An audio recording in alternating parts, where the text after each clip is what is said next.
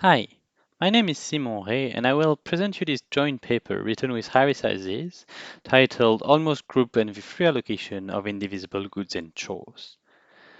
The question we are asking ourselves today is the following.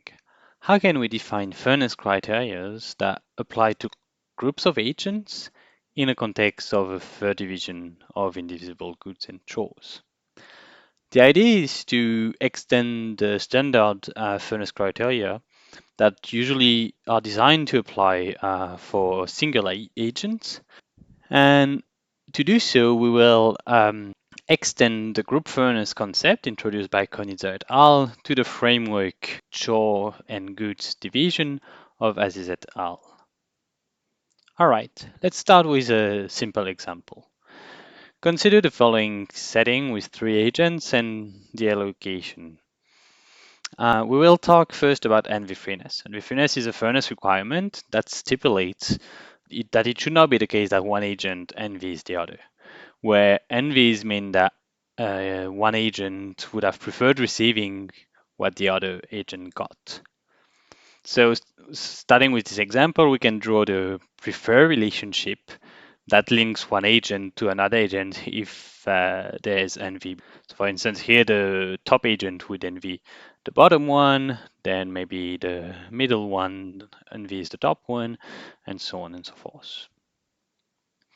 Envy freeness, as you might know, is not guaranteed to be satisfied in the general case. And in order to get more achievable concepts, what I've been done is to relax the requirement. And one very popular requirement is envy-freeness up to one item.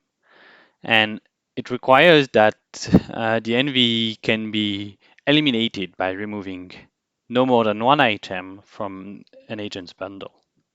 So for instance, in this case, maybe the envy from the top agent to the bottom agent can be removed by removing the screen. Same thing can be done for the second agent and for the third.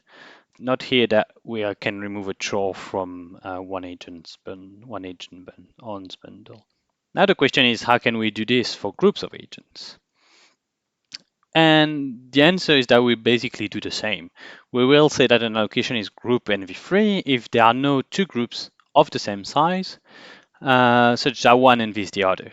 And by envies, we mean that there exists a reallocation from the items to the first group to the agents in the second group, so T and S in our case, such that the reallocation is a Pareto improvement.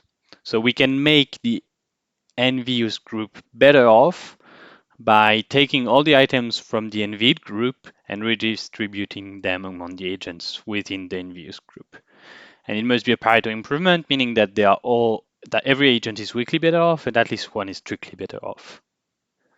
And once again, because it generalizes envy-freeness, it cannot be satisfied in a general case. So what we're going to do is that we will relax it, and we will relax it by introducing group envy-freeness up to one item, where we are allowed to remove one item per agent. For instance, here in the bottom example, the allocation would be called GEF1, group envy-free up to one item.